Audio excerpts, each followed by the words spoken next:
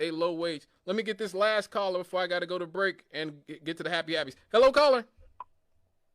Hello? Hello, caller. What's up? I just got back from Ethiopia. Ethiopia. Yep. Okay. I've been in search of the truth. Now, but there's a misconception of why Gary is in the situation he's in today. You have to blame the politicians of Gary. Yep. For what's been happening in the city of Gary for the last 50 years. I grew up in Gary. I'm 70 years old now. I was a mason contractor in the city of Gary. And if you would see all the corruption that goes on dealing with the construction in the city of Gary, you will understand why the black youth of Gary are doing the things that they do. For instance, for 30 years, I've been going to the city council trying to get a construction youth program started so that when NIPSCO, the water company, and all these people, the telephone companies, come to Gary, you would see black youth stringing the wires, running the plumbing. And they making $50 an hour. So you get white people that come to Gary, that cuss Gary out and talk about it like we dogs.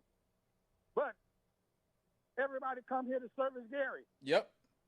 And they take all the money out of Gary, and our young people are working these fast food restaurants making $6 and $7, whatever, less than $15 an hour. If they were making the money that they should be making, if the politicians get off their butt and start training them, that anybody that come to the city of Gary, they had to hire our youth to do the work. Now, I done worked with all kinds of people, and when I was a journeyman, I would work with white people in Gary, and they would talk about Gary like they dogs, and I had to cuss them out. Why would you come to Gary and take the money out and then talk about us at the same time? Okay? Then you had to blame the politicians of Gary who want to keep Gary a welfare city. And the reason why they want to keep Gary a welfare city is because when the federal money come in here, they steal it. I'm going to give you an example.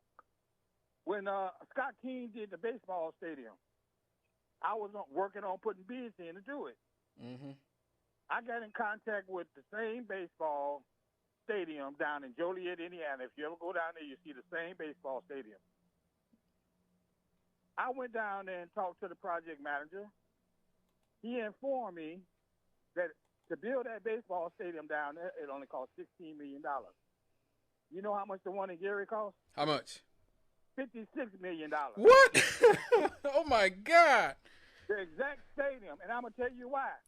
I think that's the reason why Scott King resigned. Okay? Wow. Because it would have been an investigation of what happened to that money. Wow. All right? That's just like at the Emerson project where you see them townhouses on Fifth Avenue. I did the brickwork down there.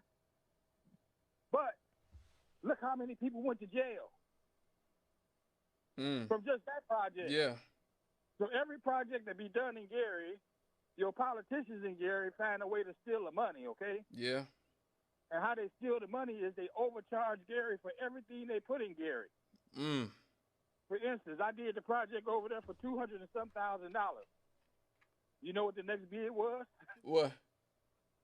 $400,000. Wow. Okay? Oh, my God.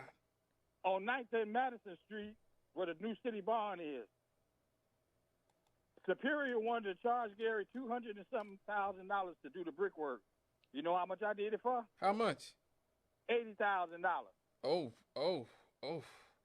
And do you think the politicians in Gary appreciated what I did? Nope. No. You know what they did? What? They actually found a way to try to badmouth me because they wanted it to be higher than what I put in to do it. Wow. I had a training program training young kids to do construction work. I go to all the precincts. I gave Rudy Clay a dinner talking about how we could put our young people to work. You know what he opted out to do? Tell me, brother. He opted out to help the casino, even though I built his city bond for $80,000. Okay, I'm just letting you know the money is right here in Gary for our youth to make $50 an hour. Wow. But they refused to train them to do it, and if they was to do that, they would buy up all of these houses on taxes.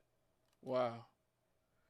Okay. Yeah. Well, thank you for your call, brother. You dropped a bomb on us. I got to go to a break. Thank you for your call. Yeah, one day I'm gonna come down there and talk to you. All right, now. All right, now. No, I'm gonna tell you why. Why? I'm gonna tell you why. When I got back from Ethiopia, I had this dream that Gary was gonna become the capital of Black America. We're in the right place. We're in the right place. We're right in the center. I'm telling you, we're in the right place. That's what we need to be talking about right now. Well, okay? All right. I heard you. I heard you, brother. Thank you for your call. And everybody else, I want to thank everybody else for their call. I want to thank everybody else for their call who participated. In situations like this, I'm always reminded what my mother always says. If you want to steal, build. We'll be right back here on Issues and Answers. My Country with Scott Cannon. When we come back, the Happy Happies.